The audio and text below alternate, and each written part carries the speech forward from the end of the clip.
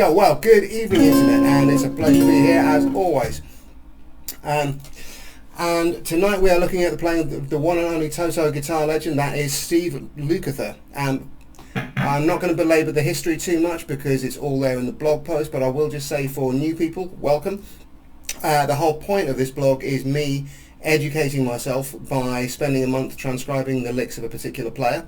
As I've said, in this month it's Toto Steve Lukather, and then sharing the choicer elements of what I've learned with you guys. So let's get straight into this. We're going to start off with a lick from Animal in C# minor, and we're going to be using positions 3 and 4 of the C# minor scale, decorated as is the Lukather style, with a great deal of chromaticism. So here are our scales. Position 4. And here's the lick itself. I'm going to start this off slowly.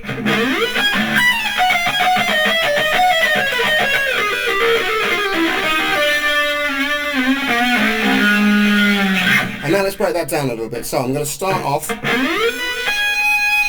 a 6 there. That is the B note on the 16th fret G string, and then the G sharp on the 16th fret high E.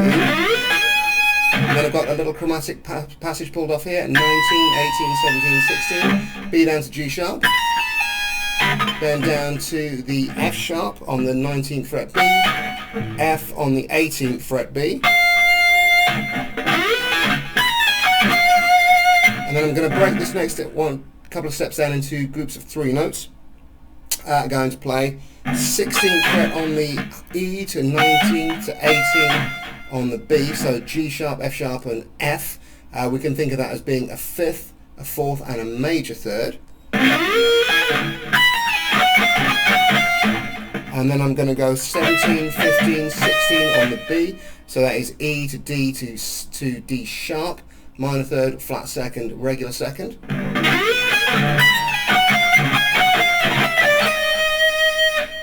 Before going to a slightly more familiar pentatonic style shape. And then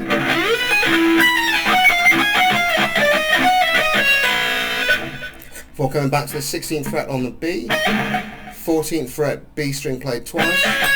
That's my C sharp root note.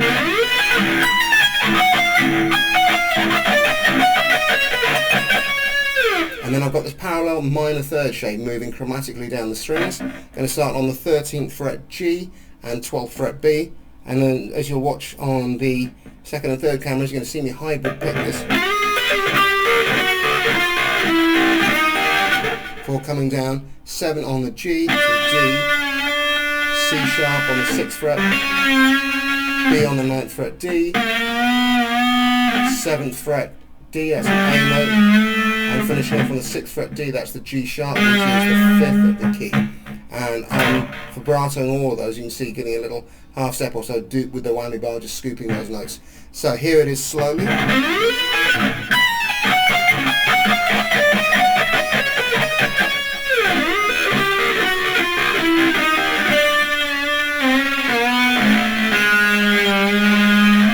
now here's a little bit more quickly.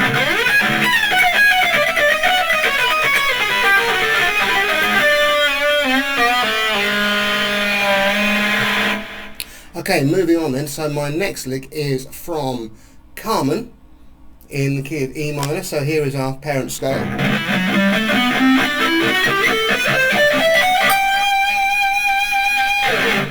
And then here's the lick itself. Again, I'm going to play it slowly and try and break it down a bit for you.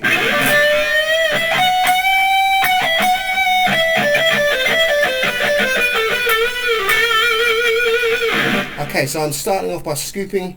That's a long slide, and then into a bend on the 15th fret B, so bending D into E, that's flat 7 into root. And then along the high E string, 12th fret to 14th fret, bend that 14th fret up, semitone, come back down, back to the 12th fret, and then finish off on that 14th fret. Now that 14th fret note, that's an F sharp, that is the 2nd, or we could think of it as the 9th.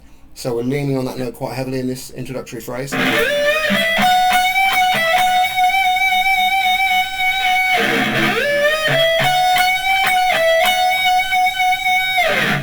And then we've got the clever bit. So I'm just going to tag a 12th fret high E. We're going to use that as a pickup, and then we move into the second bar. And I'm going to start that with a 16th note sequence. This is a 4-note group. Let's say 16th. 1, D on the 15th fret E string, E on the 12th fret high E, then D to C on the 15th and 13th frets. 1, E, and then the next bit, this is where it gets kind of cute.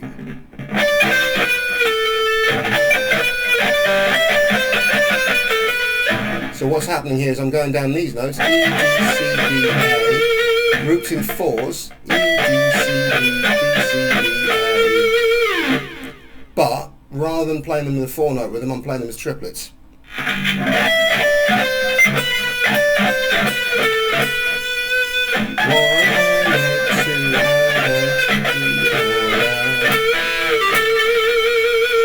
Now that's a concept called a hemiola, where we have a melodic and a rhythmic group, which are different lengths. Now normally we would see 3 against 4, we'd see a 3-note melodic grouping against a 4-note rhythmic grouping, something like the wiggly bit from All Right Now.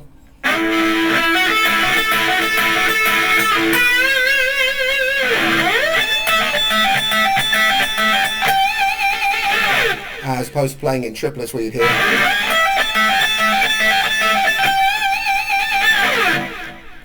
And as you can hear, it's subtly different, but just enough to be wrong. And that's exactly what we're trying to avoid here. But that is a 3-note melodic group played in an 8th or 16th note rhythm, and it's a different note that falls on the beat each time. Now we've got the same idea going on here, but it's a 4-note melodic grouping over a triplet 3-note rhythm. So we're going to play 2 and 3 and 4 and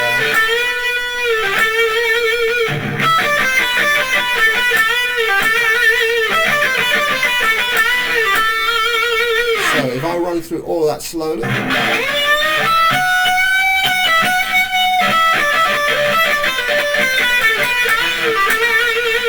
a bit more quickly,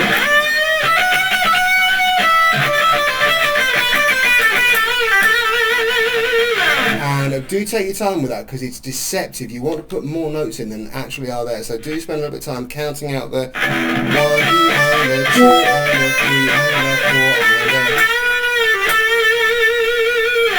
Okay, and moving on then, we're going to look at another lick from Girl Goodbye, which I believe I typed as Grill Goodbye in the blog, but we'll deal with that.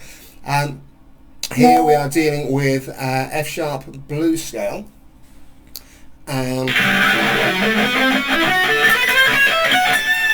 we're going to venture briefly into second position as well. And as I say, as you'll see, we'll decorate this with some chromatic notes, as is the style of Steve Lukather.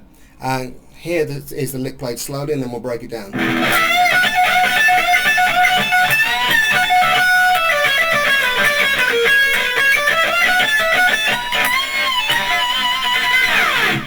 So I'm going to start off with that first phrase. Now this is, if you're a student of mine, you'll recognise this as the magic 3 notes. Here they are in their original position. And I'm going to move them up to the B and E strings. And I'm going to add in a pull-up. So now I've got a 4-note phrase which I can repeat in 16ths. So I'm going to do that 4 times over to fill up a whole bar. And then I'm going to jump into the next part. I'm going to bend up the high E string at the 17th fret.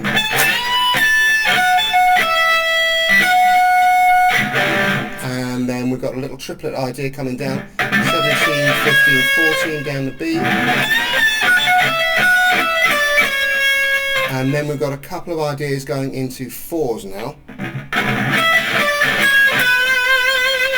So that's 17th fret on the B, 15, 14 on the B, down to the B note on the 16th fret G.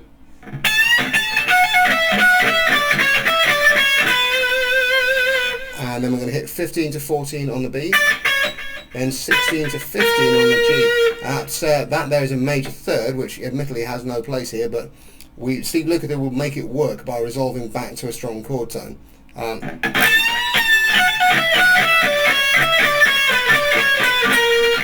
then 14 on the B, 16 G, 14, 15 on the B.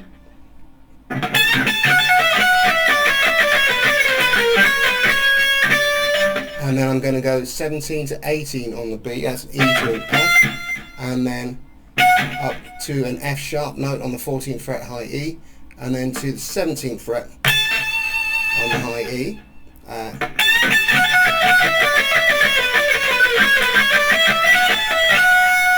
And then down to 17th fret B, 14 to 17 on the high E, and then as we jump up into positions, position 2 rather of the blues scale, that's the 19th fret on the high E. Going to bend the upper tone, come back, squeezing the bend out of that, pulling off to the 17th fret on the high E, and then I'm going to finish by hitting the B note on the 19th fret high E and giving that some really powerful vibrato. So here is a lick played slowly.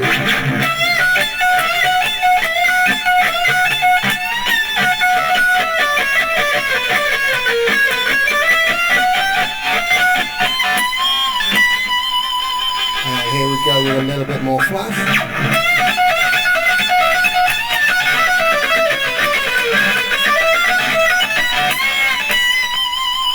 And again, it's a lot of fun to play.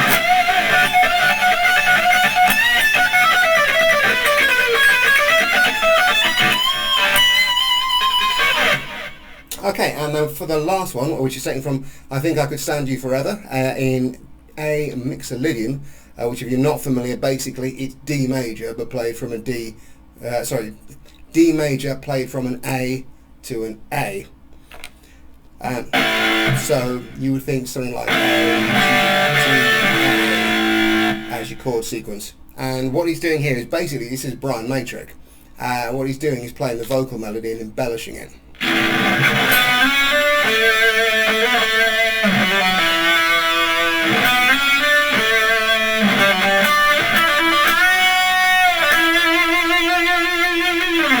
So I'm sliding along the 4th, 6th, 7 along the G. So it's B, C sharp, D before coming to resolve on the A note, 7th fret D. And embellishing that by sliding up to the B and the 9th fret and coming back. And we've got a little answering phrase before we repeat the melody again, all of the melody, and then a little trill, and finishing with a held and sustained and heavily vibratoed E note on the 9th fret G string. There's not really much point me playing it fast because it's not very fast. It's only about as fast as I just played it, but I will do it again because it's fun. I'll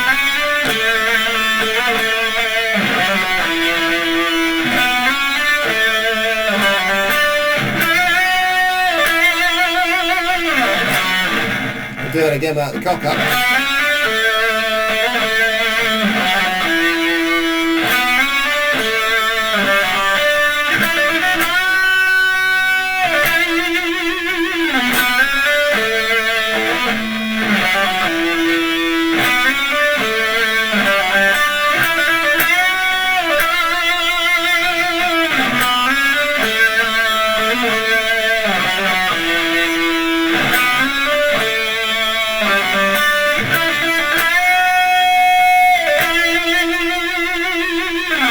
So there you go. Do please go and check out the blog for a little potted history. I'm going to finish up by just showing you one little technique that I didn't manage to put in the blog. This is a bit of a characteristic of Steve Lukather's. Oftentimes when he does a string bend, let's say you're in the key of A and you want to bend the second, let's say the B note, 12th fret B, he'll bend up. So that's taking you from B to C sharp. And then if you bring the little finger down onto what is the 13th fret of the B string. Now that would normally be a C, but of course the whole thing's bent up, so it's a D. It's actually 4th, so you're going.